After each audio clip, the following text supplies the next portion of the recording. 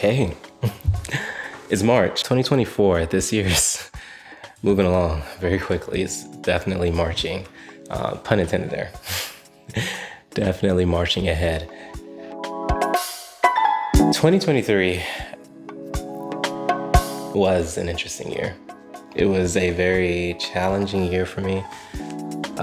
It's also like a very joyous year. It's weird. Very challenging on many fronts. Work-related, people-related, emotional-related, grieving-related.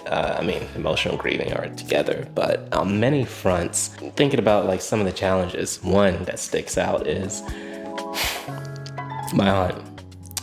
My aunt passed away around summer last year. And on the last day that I was visiting her, I just left her hospital room. I remember I was on the floor and I was crying.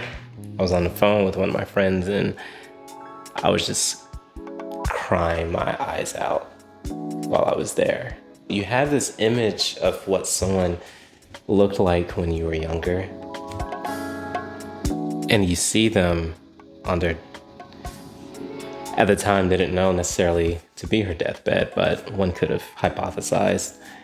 And you see her there looking completely different. Like she has so much life to live still, so many things that she wanted to do. And so that happened early 2023. Later 2023, my son, Nova, he's born. And this little guy just brings so much joy to my life. And so like 2023 is like this roller coaster of ups and downs, multiple times, ups and downs, grievances, disagreements, dealing with people, dealing with work, right? Eventually getting burnt out. I thought I prepared myself for 2024, but of course, life just lifes. Life is be lifing. That's what they say. Life be lifing. And 2024 started with fire, of course. Started with fire.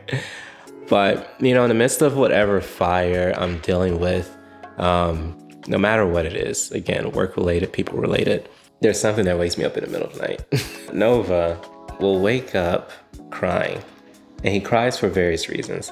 It might be because he's hungry, or it might be because he's just wondering what happened to Dad when he's here at my place. When he sees me, he stops crying and he starts smiling. He has the most beautiful smile. In those moments, he's looking at me. He's like, everything's gonna be okay. Dad's here. As my interpretation of what he's thinking. Everything's gonna be okay. Dad's here. And so when I'm like going through something, maybe I'm sad, maybe I'm down, I just think to myself, this little guy feels like everything's gonna be okay. Everything just has to be okay. I have a responsibility of a whole life here. It's not even just a responsibility of 18 years, right? It's the responsibility of a lifetime. Once you're a parent, you're always a parent. My mother is always a parent. My dad's always a parent. I still lean on them. Though they may not financially support me, they still support me in many other ways. So once you're a parent, you're always taking care of somebody. And the things have to be okay because you're taking care of somebody. At least that's just my initial thoughts. We'll see what happens as the years progress. Along those lines, right? Because now I'm thinking about family, thinking about legacy. I think back to my aunt and all the things that she wanted to do. She spent a lot of her life working, really hustling, grinding. And on her deathbed, for her, well, she can't take any of that with her. Like when I'm thinking about what I want to do with my life at this point, I have a giant question mark. Someone was saying in a conversation that I had with them that there's years where you have questions and there's years where you have answers. And I feel like I'm in this place where I have questions, though I don't really know what the questions necessarily are.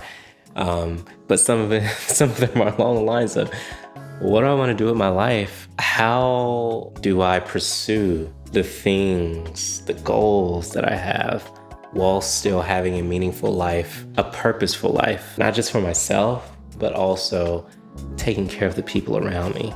How do I take care of the people around me? How do I protect the people around me? How do I protect the emotions of the people around me, or financially protect the people that I'm responsible for?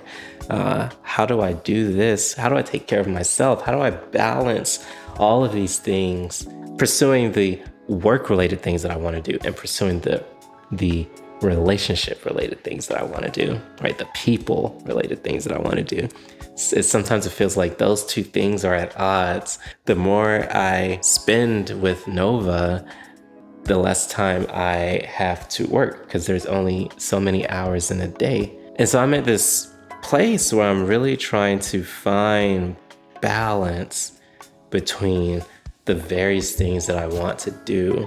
Another word for balance that sometimes I often need to say within myself is boundaries. They don't mean the same thing, but you can replace that word with boundaries. I need more boundaries between work and life. I need more boundaries around the things that I want to do. People often talk about boundaries when it comes to other people, but as important as it is for you to say no to other people, it's also very important for you to say no to yourself sometimes. There's things that we may want to do that may derail us from the path that we really want to take. If we're not pursuing objects or things that cost a lot of money, we don't necessarily have to work as hard, and we can have more time to really just sit and think and feel and enjoy the moments of life. And I feel like that's what I've been missing in all these years that I've been working. And so for 2024, I'm really searching for things on that experiential plane. Definitely tapping back into like focusing on my relationships, friends, family, definitely Nova, right? And especially with myself, I do want to go travel more, experience things of the world a bit more, go be in nature, hike more,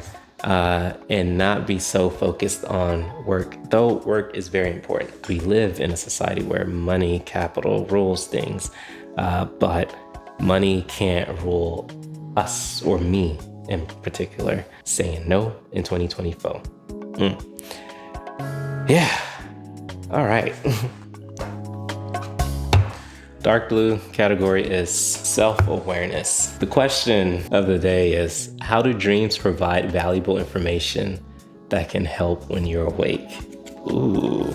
I feel like dreams are oftentimes they display what's in our subconscious, what we're really thinking about, what's really bothering us. If a thought that I'm often having in the day is eating me up in my dreams, I need to somehow figure out how to find peace around this thought. Your dreams sometimes, not oftentimes, but sometimes they relay the things that you fed your brain over time. If you're having bad dreams, negative thoughts in your dreams, maybe there's a need to watch the things that you're entering into ultimately your eyes, right? And things that you're listening to.